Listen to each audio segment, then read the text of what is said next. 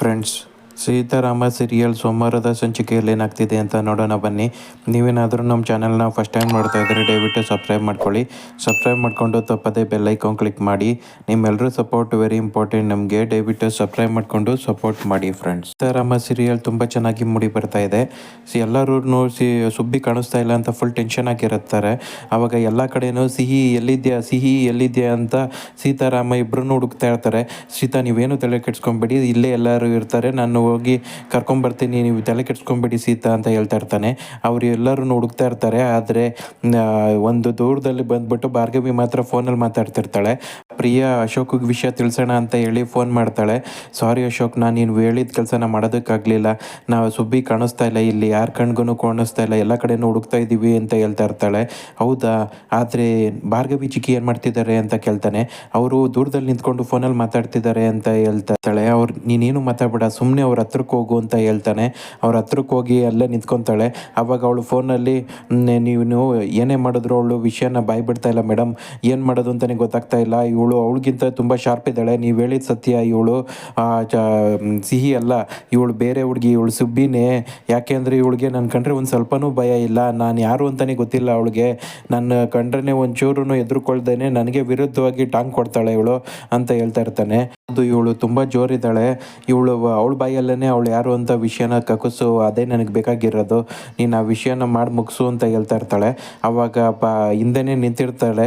ಆವಾಗ ಏನು ಹೇಳ್ತಿದ್ದಾರಲ್ಲ, ಯಾರಿಗೋ ಮಾಡಿ ಮುಗಿಸು ಅಂತ ಹೇಳ್ತಿದ್ದಾರೆ. 100% ಕನ್ಫರ್ಮ್ ಇದು ಭಾರ್ಗವಿ ಚಿಕ್ಕಿದ್ದೇನೆ ಎಲ್ಲ ಕೆಲಸ.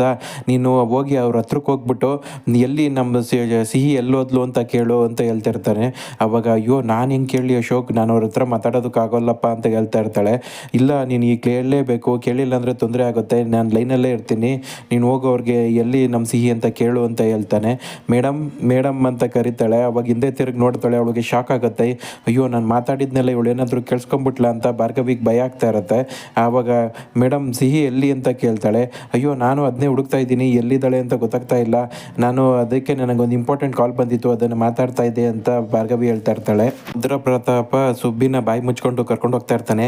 ಅವಾಗ ನೀನು ಯಾಕೋ ನನ್ನ ಎಟ್ಕೊಂಡು ಹೋಗ್ತಾ ಇದೆಯಾ, ಯಾರೋ ನೀನು ಅಂತ ಕೇಳ್ತಾ ಇರ್ತಾಳೆ. ನಾನು ಯಾರು ಅಂತ ಗೊತ್ತಿಲ್ವಾ ನಿನಗೆ ಅಂತ ಕೇಳ್ತಾ ಇರ್ತಾನೆ.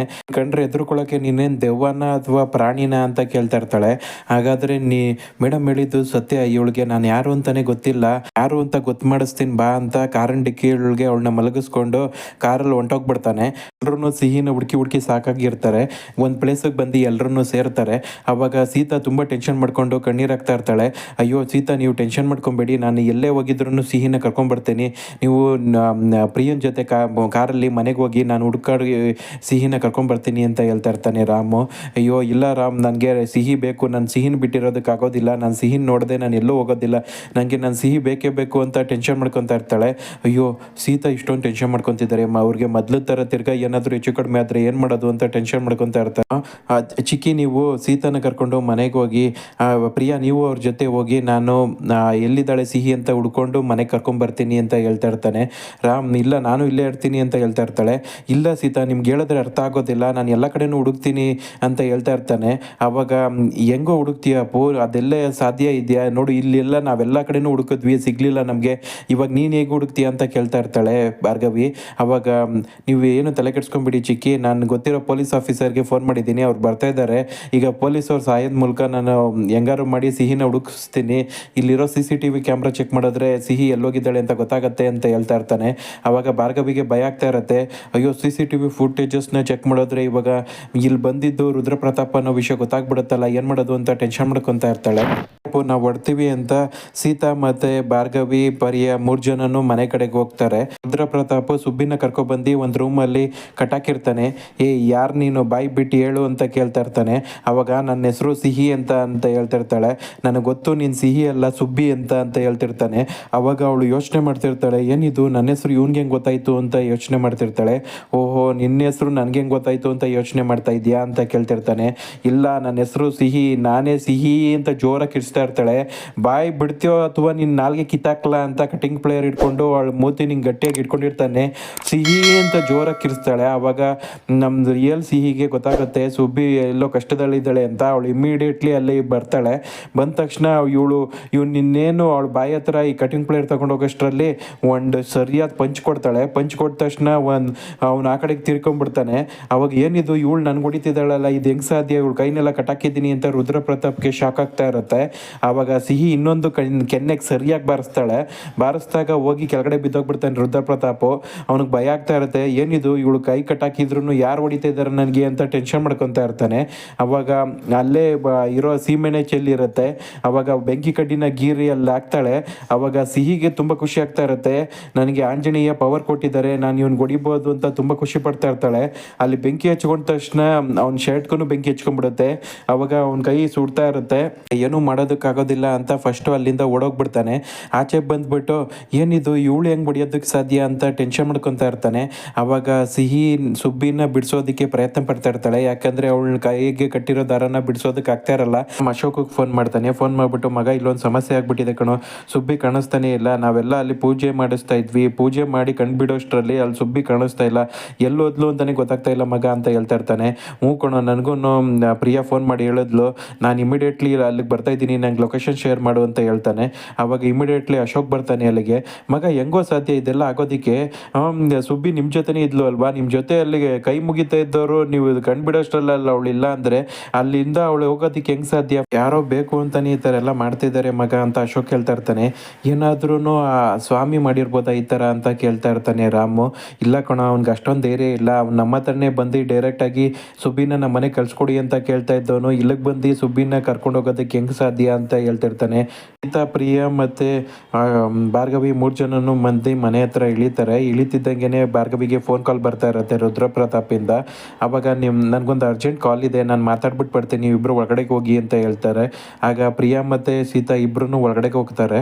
ಭಾರ್ಗವಿ ಹೇಳ್ತಾಳೆ, ಏನು ರುದ್ರ ಪ್ರತಾಪ್ ಏನಾದರೂ ಬಾಯ್ ಬಿಟ್ಲಾ, ನಮ್ಮ ಪ್ಲ್ಯಾನ್ ಸಕ್ಸಸ್ ಆಯ್ತಾ ಅಂತ ಕೇಳ್ತಾ ಇರ್ತಾಳೆ.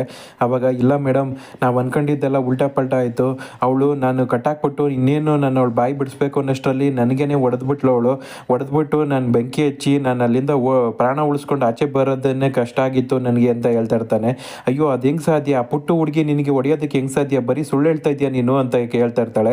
ಅಯ್ಯೋ ಇಲ್ಲ ಮೇಡಮ್, ಇವಳು ನೀವು ಸಿಹಿ ಥರ ಅನ್ಕೊಳಕ್ಕೆ ಹೋಗಬೇಡಿ, ಇವಳು ತುಂಬ ಘಾಟಿ ಇದ್ದಾಳೆ, ತುಂಬ ಡೇಂಜರಸ್ ಇವಳಿಗೆ ಈ ಥರ ಪವರ್ ಯಾವ ಥರ ಬಂತು ಅಂತ ನನಗೆ ಗೊತ್ತಾಗ್ತಾ ಇಲ್ಲ.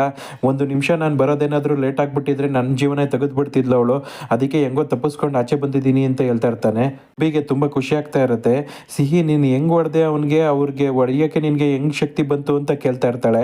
ಅವಾಗ ನನಗೆ ಆಂಜನೇಯ ಪವರ್ ಕೊಟ್ಟಿದ್ದಾರೆ, ನನಗೆ ಅಲ್ಲಿ ಪೂಜೆ ಮಾಡಬೇಕಾದ್ರೇ ನನ್ನ ಅಪ್ಪ ಅಮ್ಮಂಗೆ ಕಾಲು ನಮಸ್ಕಾರ ಮಾಡ್ಕೊಬೇಕಾದ್ರೆ ನಾನು ಮುಟ್ಟಿದವ್ರಿಗೆ ಗೊತ್ತಾಯಿತು.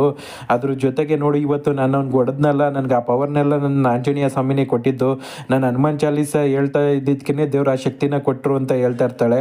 ಅದನ್ನ ನೋಡಿ ಸುಬ್ಬಿ ಮತ್ತು ಸಿಹಿಗೆ ಇಬ್ರಿಗೂ ತುಂಬ ಖುಷಿ ಆಗ್ತಾ ಇರುತ್ತೆ. ಆದರೆ ಇವಾಗ ನಾವು ಇಲ್ಲಿಂದ ಹೆಂಗೆ ತಪ್ಪಿಸ್ಕೊಂಡು ಹೋಗೋದು ಅಂತ ಸುಬ್ಬಿ ಕೇಳ್ತಾ ಇರ್ತಾಳೆ. ಯಾರು ಇವನ್ನ ನಾನು ಇವತ್ತೇ ಫಸ್ಟ್ ನೋಡ್ತಾ ಇರೋದು, ಇವನು ಯಾಕೆ ನನ್ನ ಕಿಡ್ನಾಪ್ ಮಾಡ್ಕೊಂಡು ಬಂದ ಅಂತ ಗೊತ್ತಾಗ್ತಾ ಇಲ್ಲ ಅಂತ ಹೇಳ್ತಿರ್ತಾಳೆ. ಅಯ್ಯೋ ಅವನು ರುದ್ರ ಪ್ರತಾಪು, ಇವನ್ನೇ ನನಗೆ ಅವತ್ತು ಸಮಸ್ಯೆ ಮಾಡಿದ್ದು, ಆ ಭಾರ್ಗವಿ ಆಂಟಿ ಜೊತೆ ಸೇರಿಕೊಂಡು ಇವರು ನಿಮ್ಮನ್ನ ಎತ್ಕೊಬಂದಿದ್ದಾರೆ, ನಾನು ಹಿಂಗೆ ಹೇಳಿಲ್ವಾ ತುಂಬ ಹುಷಾರಾಗಿರುವ ಆ ಆಂಟಿ ಆ ಥರ ನಗ್ತಾ ಇದ್ದಾರೆ ಅಂದರೆ ಅವ್ರು ಏನಾದರೂ ಕಿತಾಪತಿ ಮಾಡ್ತಾರೆ ಅಂತ ಹೇಳಿದ್ನಲ್ಲ, ನೋಡು ಅವರೇನೆ ಪ್ಲ್ಯಾನ್ ಮಾಡಿ ನಿನ್ನ ಕಿಡ್ನಾಪ್ ಮಾಡಿಸಿದ್ದಾರೆ ಅಂತ ಸಿಹಿ ಹೇಳ್ತಾ ಇರ್ತಾಳೆ.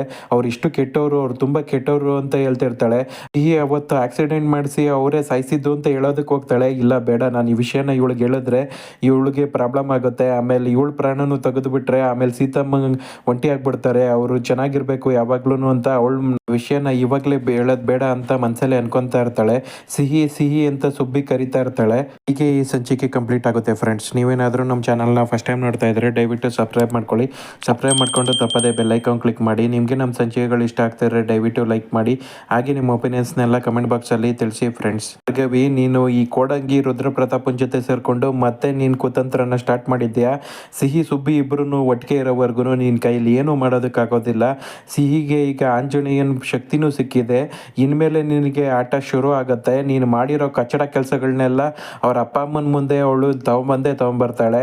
ನೀನು ಈ ಮನೆ ಬಿಟ್ಟು ಹೋಗೋ ಪರಿಸ್ಥಿತಿ ಆದಷ್ಟು ಬೇಗ ಬರುತ್ತೆ. ನೀನು ಈ ಕುತಂತ್ರಗಳಿಗೆಲ್ಲ ಒಂದು ಕೊನೆ ಬಿದ್ದೇ ಬೀಳುತ್ತೆ. ನೀನು ರುದ್ರ ಪ್ರತಾಪಂಗೆ ಸರಿಯಾದ ಬುದ್ಧಿ ಕಲಿಸಿ ಅವನು ಜೈಲು ಸೇರೋ ಥರ ಥರ ಮಾಡೇ ಮಾಡ್ತಾಳೆ. ಇದ್ರ ಬಗ್ಗೆ ನಿಮ್ಮ ಒಪಿನಿಯನ್ಸ್ನ ಕಮೆಂಟ್ ಬಾಕ್ಸಲ್ಲಿ ತಿಳಿಸಿ ಫ್ರೆಂಡ್ಸ್. ಮುಂದಿನ ಸಂಚಿಕೆಯೊಂದಿಗೆ ಮತ್ತೆ ಭೇಟಿ ಆಗೋಣ. ನಿಮ್ಮೆಲ್ಲರ ಸಪೋರ್ಟ್ ಯಾವಾಗಲೂ ಹೀಗೆ ಇರಲಿ.